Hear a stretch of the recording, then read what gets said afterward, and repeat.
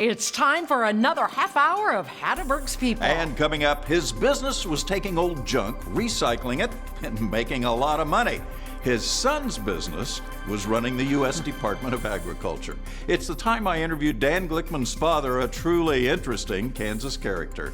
Plus, I got the Mr. Rugged to touch on the fire. He was real sick at his stomach and had a bellyache. he is the Kansas doctor who took out Jerry Lee Lewis's appendix. Marion Christensen was one of the last of his breed, the kind of doctor who made house calls and could even operate on the kitchen table if necessary. Old-fashioned country doctoring was all he ever wanted to do. And we'll have this story. There's always a challenge to yo-yoing. The thing I like about it, there's always new tricks coming out. He pulled off those tricks masterfully. 14-year-old Brent Dillinger was a yo-yo spin master of the highest order. Learn how he became one of the best in the world coming up. Plus, we'll have this. Come on, 32, get off of him! Are you watching this game, ref? To say she loved the Shockers would be an understatement. Mary May was a prominent Wichita attorney and as a rabid a basketball fan as you could ever meet. And there was no love lost between her and the refs, and she made no effort to hide her feelings. Also, we'll have this. The enjoyment to me is knowing that the deceased will forever rest in something that they live their life around. We're all going to go sometime, may as well go in style. See how this Wichita man got in the business of creating designer caskets. It's a first-class ticket to the hereafter. See what you think. Hi, everybody. I'm Larry Hatteberg. And I'm Susan Peters. It's great to have you with us. Another batch of Larry's classic stories queued up, ready to roll. This week's edition of Hatteberg's People.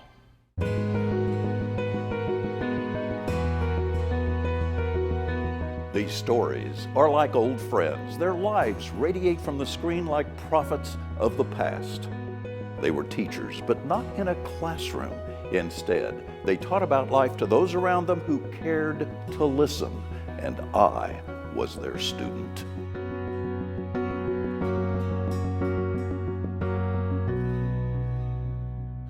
The family business started out as a scrap metal recycling company, then branched into politics and show business. And of course, we're talking about Wichita's Glickman family. Now, Dan, who was a congressman and then cabinet secretary for President Clinton, and his dad, Milt. Now, Milt's business of refining and repurposing old cars and other junk was handed down to him from his father. In 1996, Milt was still roaming the scrapyard in the twilight of his years when he wasn't hobnobbing in Washington. This was, of course, my mother and dad's 50th anniversary. See, my dad told you he had a sense of humor, Larry. He's got out there, he told the boys secrets of success. Whenever he and Molly, my mother, got in an argument, he went outside for a walk. He spent the last 50 years outside walking. Wherever he walks, Milt Glickman walks with a smile. And there's about 35 acres in this whole deal. I don't need all that, but that's what's here. The whole deal is what Glickman calls a mine above the ground. It's his company, Glickman Incorporated, a business that sorts, saves, and recycles industrial scrap. Outside of cold weather, I'll walk here 4 or 5 times a day. Pile after pile of crushed metal of all kinds, all recycled, all saved from the scrap heap. That was all automobiles that you saw. It comes out in a, believe it or not, it's a premium grade scrap.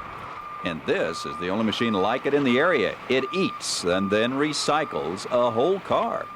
It takes a lot of cars to keep that to operate. We run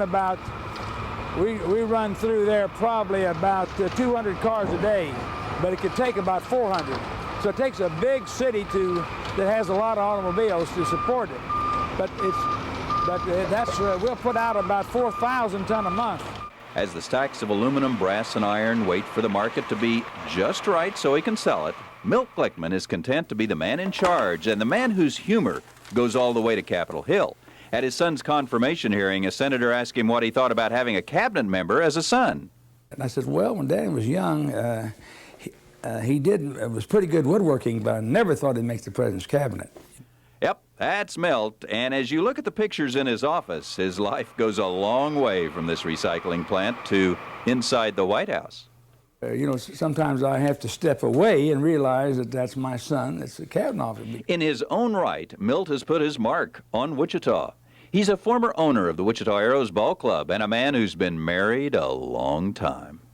Next June the 6th, Gladys and I will be married 60 years. That's a long time. And I says, this is the part that's almost true. I says, Barbara Walters called me and says, we'd like to know your secret on one of our programs we have you. I says, well, the only secret I could tell you that Gladys and I have gone out for years, twice a week for dinner. We have a little candlelight, a little dancing, a little wine. And Gladys goes out on Tuesday night, I go out on Friday night. His little smile betrays his manner, his humor, providing the warmth for the room. A room where he will probably never retire. So I'm retired already, because people retire to do something they enjoy doing. And I enjoy doing it. Outside, his crushers eat away, but inside, Milt always has just one more story. Like, one hat said the other hat, and you stay here and I'll go on ahead.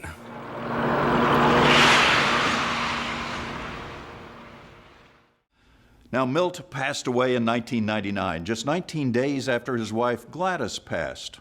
They were both 83 years old.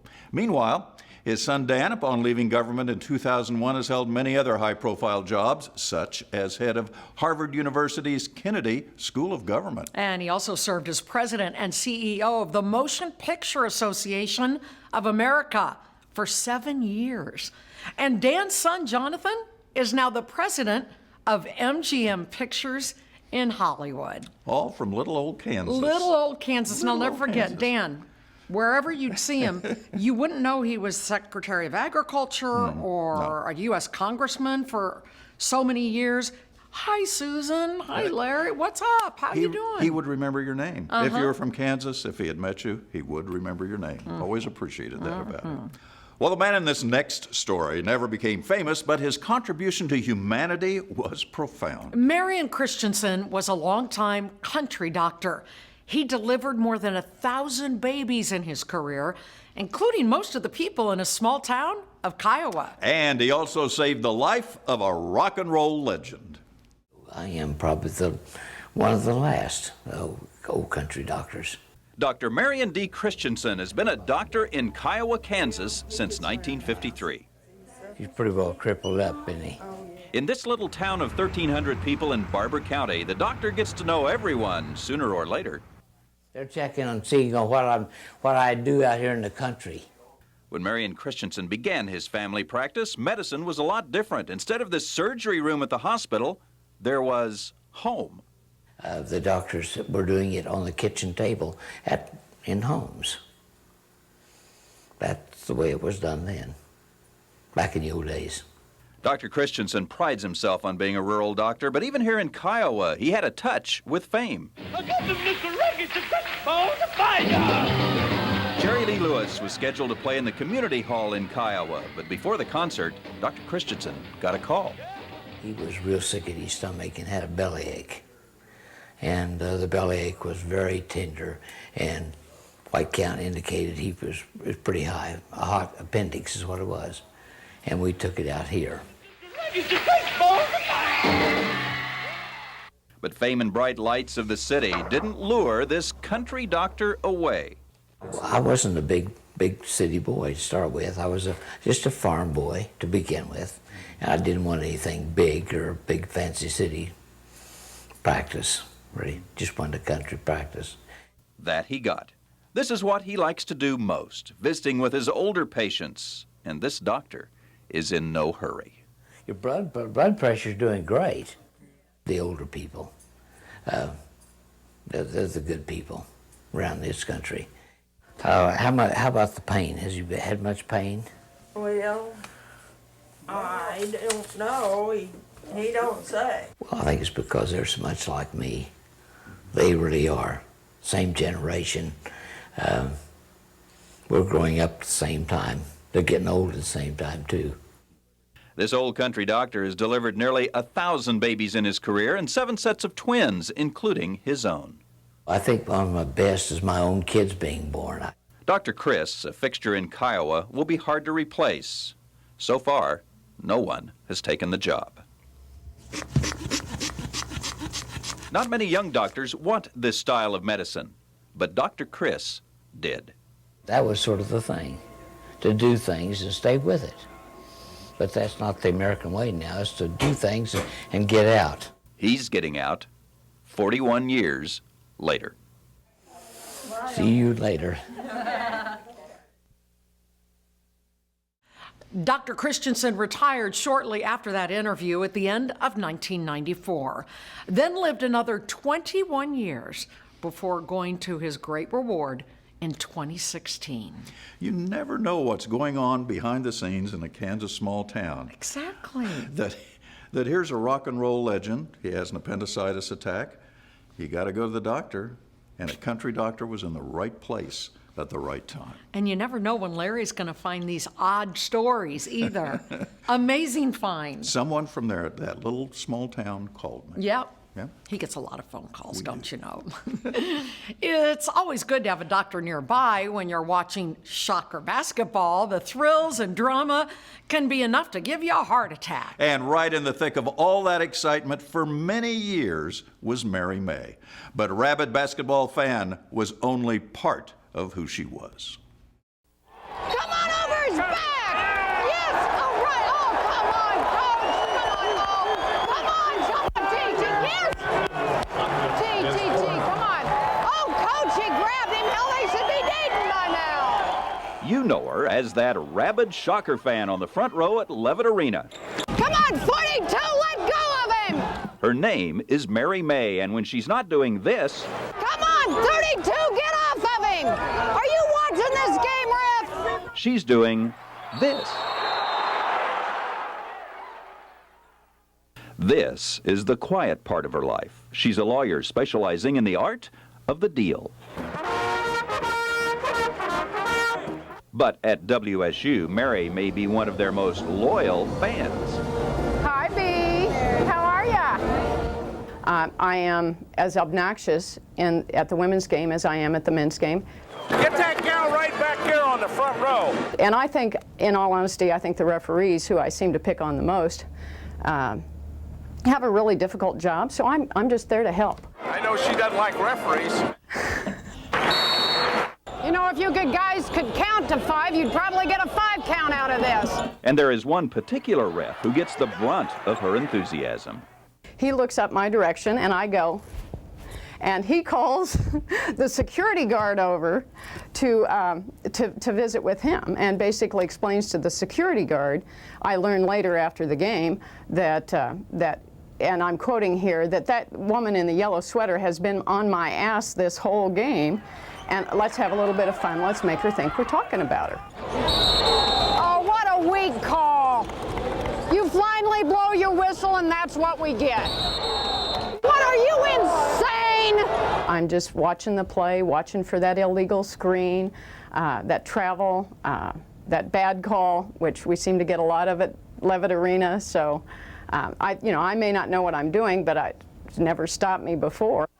Any closer and we'd have to call you a couple. In her quiet office at one of Wichita's most prestigious law firms, Mary is proud of her work done in this quiet venue.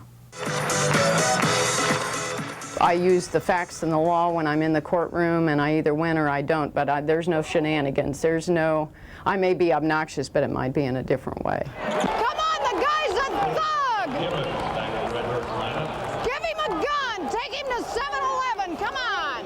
The Hyatt Hotel was one of her deals. She handled the legal paperwork for the city, the Hyatt, and 13 local banks. Well, it was my job to do the loan documentation for those 13 lenders. And it was tense. It was exciting. When I let somebody touch me that much, I'm engaged. It was exhausting. What about the... No, you idiot! And if you look on the banks of the Arkansas River, we've got one heck of a hotel going up there. And I'm so excited, I actually refer to it as Mary's Hotel. What about the foul? Come on! I can forget about practicing law. I can forget about the problems of the day. He touched the orange thing! Come on, he touched the ball! It's orange, it's round like the earth! Come on, show it! Go, suckers! And I can just worry about soccer basketball, which these days is pretty entertaining. Come on, he doesn't get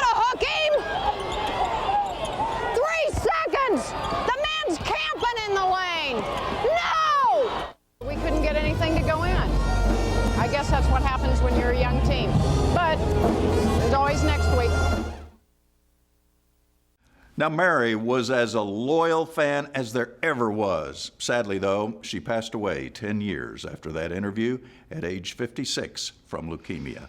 And that was just as the Shockers reached Sweet 16 in the NCAA tournament back in 2006. How excited would she have been? She would have been so excited. Yeah. 7 years later, when the Shockers even made it to the Final Four, can you imagine?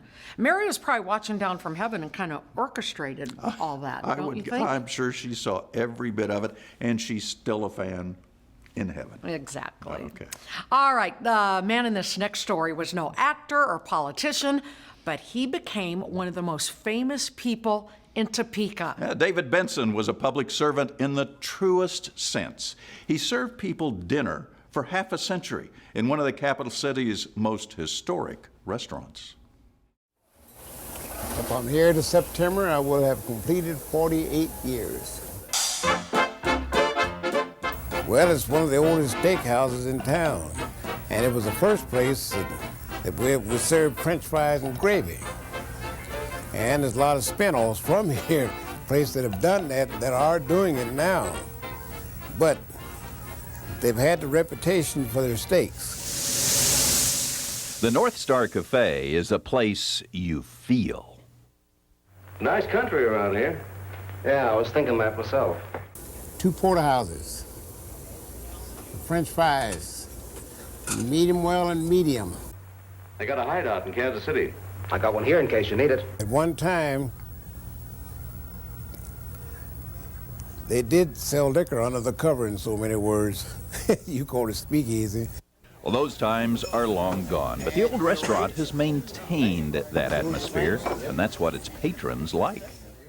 It's going to all be on one ticket, but when you get ready to leave, I'll have to split it up there, and you can come up there and pay it that way. That'll be fine. This way, it won't keep you waiting half the night. Okay. Well, the good customers. They're human. They treat you like a human. Some jobs you can go on and you get treated otherwise. This place is special. The gravy will be on the side. French fries will too. Very special. How you want yours cooked? Medium rare. Medium rare? David Benson is one of only 3 waiters the North Star has ever had. Now think about that for a moment. How big is the steak on the Sirloin for 2 is roughly about 2 pounds almost. Since the 1940s, only 3 waiters. So it was the night that Tip O'Neill ate here. Of course, when he got back to Washington, I wish I'd had a video of that. He says one of the best steakhouses he ever been in. In his white jacket, like they wore on the passenger trains of the past, David Benson serves his customers well, but there is more. 6 blue cheese, 1 French, 1, 2, and the rest of them ranch, I believe it is, right? For 30 years, David Benson was also vice president of the Fourth National Bank in Topeka. Yet every night, he still waited tables at the North Star. Well, one is a relief from the other, and I didn't see any downplay of either job from either one. I carried myself in a way that I don't look at it as being a low-grade situation. And it's David Benson's people skills that give him longevity. I didn't have to go out here and have to go to school to learn how to be a diplomat. I think it's just the way you're taught and raised at home. And life is never easy for anyone, hardly, unless you were born with a silver spoon in your mouth. And I didn't have that. Now, he was known for never writing anything down. David could take orders for a party of 20, and never make a mistake. Now, he retired in 2000 and passed away 6 years later at age 84. Now, that restaurant from the 1930s and 40s on only had 3 waiters.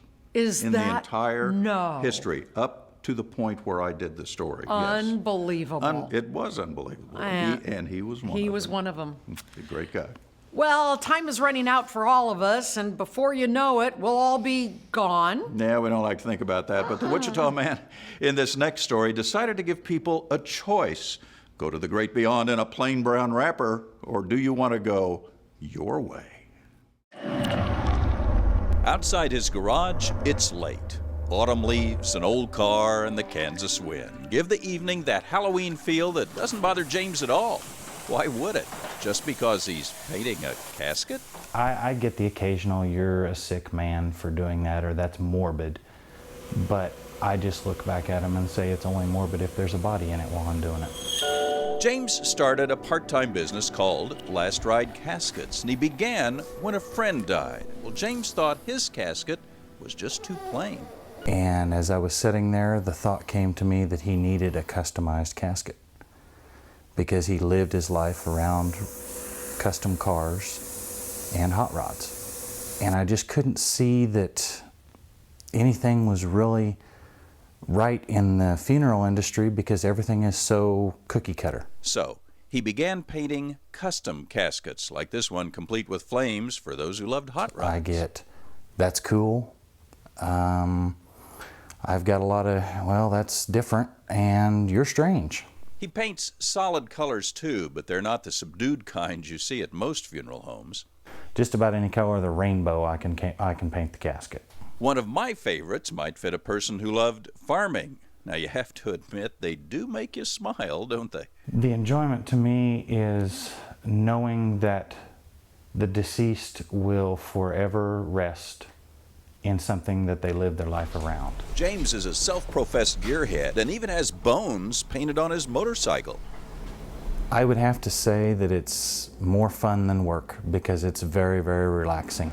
Around his garage are other items he paints, toolboxes, bowling pins, but caskets, he believes, are his future. Maybe all the struggles that I've had in my life, as I've been nothing but a truck driver until the point that I started painting, it made me feel like somebody's actually going to recognize me for what I do. One local casket company has ordered several, and it appears some California funeral homes are going to be his next customers. And it's just, it's almost a personal gratification to me to be able to give a family something that they want in their direst time of need. James had a stroke in 2011 and had to give up the casket business, at least temporarily. But the good news is he continues to recover and hopes to be back at it before long. His caskets that he made were bright and colorful, and a word you don't often associate with funerals, cheery. Cheery, yeah. Yeah, they were cheery, and they represented the person inside that casket very well. He did great work. And you know, it's nice to celebrate a life instead of a death. I mean, exactly. It's nice to just celebrate a life, and that's what his caskets did. That's what his caskets did, and we wish him well, and we hope he gets back to work soon. Mm-hmm. Well, we're going to end the show with a real doozy. It's about a young man named Brent Dillinger, whose talent is sure to amaze you. There's always a challenge to yo-yoing. The thing I like about it, like, there's always new tricks coming out. There's always something new that you have to work. Trying to master all the 4 types of yo-yoing: freehand, off-string, one-hand, and two-hand.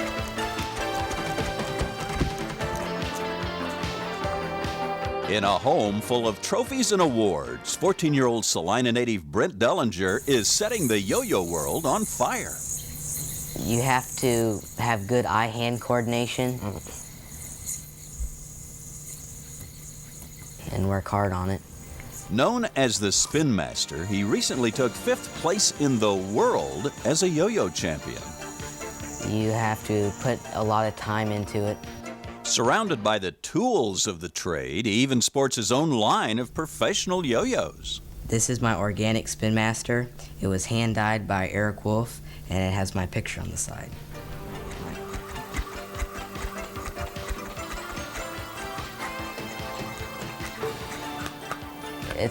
It's pretty cool having your name on a yo-yo and sold all over the world at all the yo-yo stores.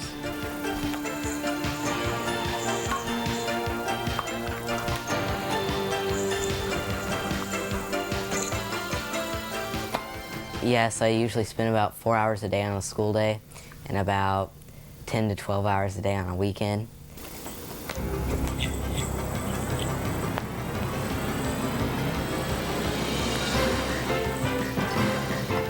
But I've done so many shows now I never really get nervous when I perform.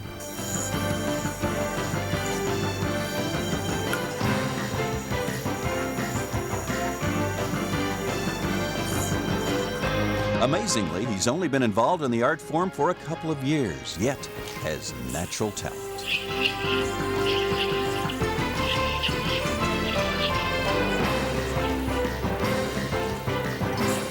I designed this yo-yo.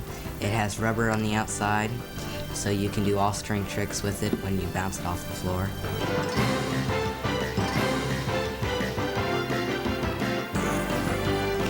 In the hands of a master, these yo-yos become art.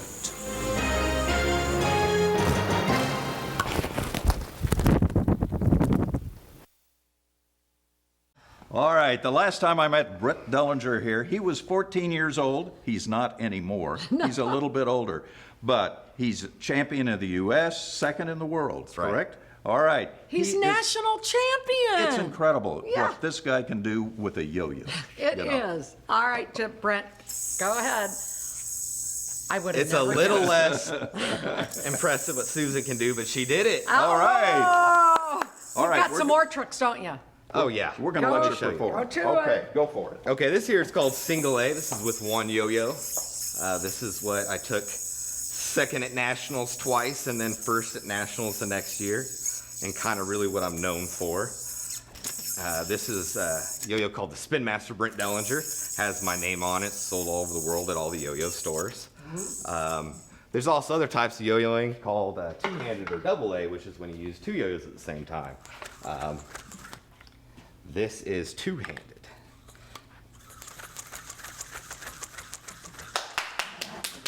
Yay, Brent. Yay, Brent. Whoa, whoa. Woohoo! Uh-oh. And this is called rotating staircase. Are you kidding me? Are you kidding? Yep. That's incredible. Yay. That was incredible, Brent. No wonder you're national champion. Thanks for being here, Brent. Thank you. All right, you were incredible, as usual. I knew I was right when you were 14 years old. You had a future. Well, it's time for that Hatteberg train to pull into the station, refuel just a little, but we'll be back and running next week. And remember, if you have a question or a comment, shoot us an email. Hatteberg's People at kpts.org is the address. We look forward to hearing from you soon. And until next time, I'm Larry Hatteberg. And I'm Susan Peters. We'll see you next time for many more classics from the Hatteberg Vault.